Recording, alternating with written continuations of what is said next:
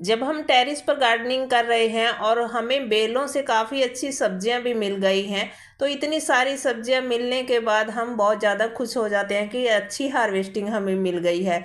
लेकिन भाई जो बेलें हमें हार्वेस्टिंग दे रही हैं, उन्हें भी तो दोबारा रिचार्ज होना पड़ेगा, तभी जाके हमें लगातार सब्जियां मिलेंगी।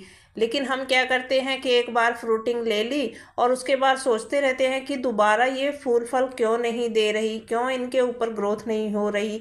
तो भाई जैसे कि हम भी रिचार्ज होते हैं हर रोज़ खाना खा करके, सभी का यही हाल है। जैसे हम अपना मोबाइल फ़ोन ही ले लीजिए, रोज़ रोज़ रिचार्ज करते हैं ना उसको चलाने के लिए। तो ये बेलें जो हैं जिनकी हम हार्वेस्टिंग ले रहे हैं ढेर सारी सब्जियों की, तो भाई इनको भी तो दोबारा हमें फल देने के लिए रिचार्ज होना पड़ेगा।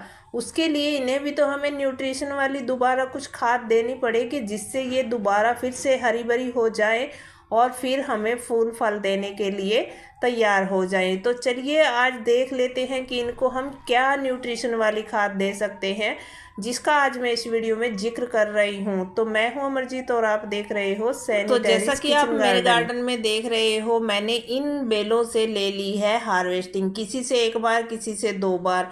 तो यहाँ पर कुछ बेलें ऐसी भी हैं जिनसे मैंने एक भी सब्जी अभी नहीं तोड़ी है। जैसे कि ये सामने आप करेले देख रहे हो, इन पर काफ़ी सारे छोटे बड़े फल लगे हुए हैं, लेकिन मैंने इनकी हार्वेस्टिंग अभी नहीं की है, एक भी फल नहीं लिया है। तो इन बेलों में मैं आज कुछ भी नहीं डालूंगी, क्योंकि इनके अंदर अभी डालने की ज़रूरत नहीं। जब हम इन फलों को तोड़ लेंगे तो उसके बाद इसके अंदर डालेंगे। लेकिन ये लौकी जो आप सामने देख रहे हो, यहाँ से मैंने 2-3 बार लौकी की हार्वेस्टिंग ले ली है। मतलब एक लौकी तोड़ी, फिर मैंने दो तोड़ी, तीन तोड़ी, ऐसे करके तो 2-3 बार मैंने यहाँ से एक एक बेल से एक एक बार तो तोड़ ही ली है। तो यहाँ 4 बेलें हैं टोटल इस टंकी वाली क्यारी में, और इसमें मैं आज ये खाद देने जा रही हूँ, जिसमें मैंने ये ले ली है मिट्टी।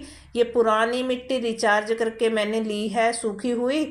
और उसके बाद इसमें देखिए ये कितना सारा आप देख रहे हो कचरा, जितना भी मैं फ्रूट का, सब्जियों का, गार्डन के वेस्ट का जितना भी डालती हूँ ना, सारा इस मिट्टी के अंदर है।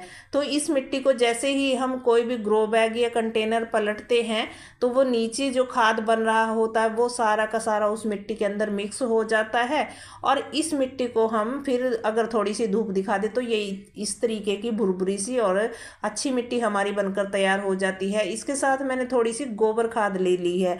आप ज़्यादा मत लीजिएगा अगर डाल रहे हैं तो, क्योंकि गोबर खाद ज़्यादा नुकसान भी पहुंचा सकती है इस टाइम पर। अगर वर्मी कंपोस्ट है आपके पास तो वो उसका यूज कर सकते हो। मैंने थोड़ी सी ले ली है, 2 मुट्ठी गोबर खाद, और थोड़ी सी मैंने राख भी ले ली है, गीली सी हो गई है, इसमें पानी पड़ गया था, पानी दे रही थी पौधों में।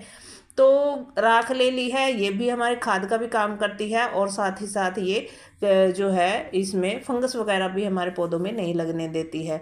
तो थोड़ी सी गोबर खाद है। गोबर खाद में तो आप देख ही रहे हैं थोड़ी सी पराली से के ये थोड़े थोड़े टुकड़े से भी पड़े हुए हैं। तो पूरी तरह से ये ज़्यादा गोबर खाद हमारे पास नहीं है, थोड़ी सी ही है। तो इतनी की मात्रा हम ले सकते हैं। और मिट्टी हमारी किचन कंपोस्ट से भरपूर है। तो किचन का कंपोस्ट अगर आपने अलग से बनाया हुआ है तो उसको भी आप डाल सकते हो, क्योंकि वो ठंडी खाद होती है। और इसके अच्छे से मिश्रण को आप पौधों में डाल दीजिए। अच्छा, इसके जगह आप थोड़ा बहुत चूना वगैरह भी डाल सकते हो, लेकिन मैं इन चीज़ों का यूज़ नहीं करती हूँ। चूना वगैरह अभी नहीं डाला है मैंने अपने पौधों की मिट्टी में। तो आप इनको देख लीजिए कि मैंने ये 3 चीज़ें डाली हैं। गोबर खाद कम से कम ले, और ये किचन के कंपोस्ट वाली मिट्टी जो है, मिट्टी ले लें, डाल लें। जब हम अपने पौधों की मिट्टी में रोज़ रोज़ पानी देते हैं ना, तो फिर जड़ों से आसपास से मिट्टी भी निकल जाती है, और जो मिट्टी है नीचे वाली, उसके पोषक तत्व भी बह जाते हैं पानी डालने के बाद। तो आज ये मिट्टी हम डाल रहे हैं, इसमें जितने भी पोषक पोषक तत्व होंगे वो पानी डालने से हमारी बेलों की जड़ों में जाएंगे, और फिर से हमारी बेलें रिचार्ज हो जाएंगी। तो भाई इसी तरीके से देखिए मेरे यहाँ से ये लगा हुआ है एक खीरा, अभी इसके ऊपर फल लगे हुए हैं, और लेकिन मैंने 2 फल यहाँ से तोड़ लिए हैं। यहाँ से मैंने परसों हार्वेस्टिंग की थी जब सब्जियों की, जब तोड़ा था, और यहाँ से मैंने एक खीरा आज सुबह ही तोड़ा है। तो यहाँ से देखिए अभी यहाँ पर जो बेल है, इस बेल को फिर से हमें रिचार्ज करना है, ताकि जो छोटे छोटे इसके ऊपर फल है, इस फल को भी हम बड़ा अच्छे से कर सकें और जो है न्यूट्रिशन वाली खाद देकर बेल को रिचार्ज कर लेंगे।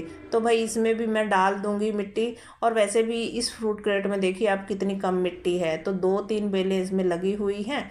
तो भाई इसी तरीके से हमें सारी बेलों में डाल लेने हैं। और इसके अलावा अगर हमें ये सूखी जो ठोस खाद है मिट्टी वाली, ये डाल देनी है और फिर इसमें पानी डाल देना है, ताकि इसके जो पोषक तत्व हैं वो पौधों को जल्दी से जल्दी मिल सके। तो अब बात आती है, देखिए इसके बाद अगर हम कुछ और देना चाहें, अगर हम और देना चाहें कुछ, यानी कि सूखी गोबर खाद ना डालना चाहें, तो आप इसको भिगो करके लिक्विड के रूप में भी दे सकते हैं। अब इसे लिक्विड के रूप में कैसे देंगे, तो चलिए आज वो भी बता देती हूँ, क्योंकि मैं बनाकर रखती हूँ और वो भी आपके साथ शेयर करूँगी बनाने का भी तरीका। तो चलिए उसको भी बनाकर देख लेते हैं कि कैसे देते हैं हम। तो जो हम चीज़ें ले रहे हैं उसमें मैंने ली है थोड़ी सी सरसों की खली, मुट्ठी भर सरसों खली और गोबर के उपले मैं तोड़कर इसमें डाल देती हूँ। आपके पास गोबर खाद है तो उसको डाल दीजिए, उपला है तो उसको डाल दीजिए। और मैं इस लिक्विड को बनाकर ही रखती हूँ। तो अभी उठाया है उधर से छाया में से और आपको दिखाने के लिए यहाँ पर। तो थोड़ा सा मैंने इसके अंदर गुड़ भी डाल दिया था, एक छोटी सी डली, और इसको मैं घोल कर अच्छे से डालती रहती हूँ, निकालती रहती हूँ इसमें से बाल्टी में से, और फिर देती रहती हूँ। तो यहाँ पर देखिए हमने और पानी में इसको डाइल्यूट कर लेना है, बिल्कुल गाढ़ा गाढ़ा नहीं देना है, नहीं तो पौधों की जो है जड़ें हैं जल जाएंगी बेलें। तो बस इसको हमें पतला सा करके अपने पौधों की जड़ों में, लेकिन ये शाम को देना है। अभी आप देख रहे हो धूप है बहुत ज़्यादा, तो अभी धूप में इसको मैं नहीं दूंगी, शाम के टाइम ही देना है। तो इससे क्या होगा, हमारी बेलें रिचार्ज हो जाएंगी और उससे हमें फिर से दोबारा ढेर सारे फल मिल जाएंगे। तो वीडियो अच्छा लगा हो तो लाइक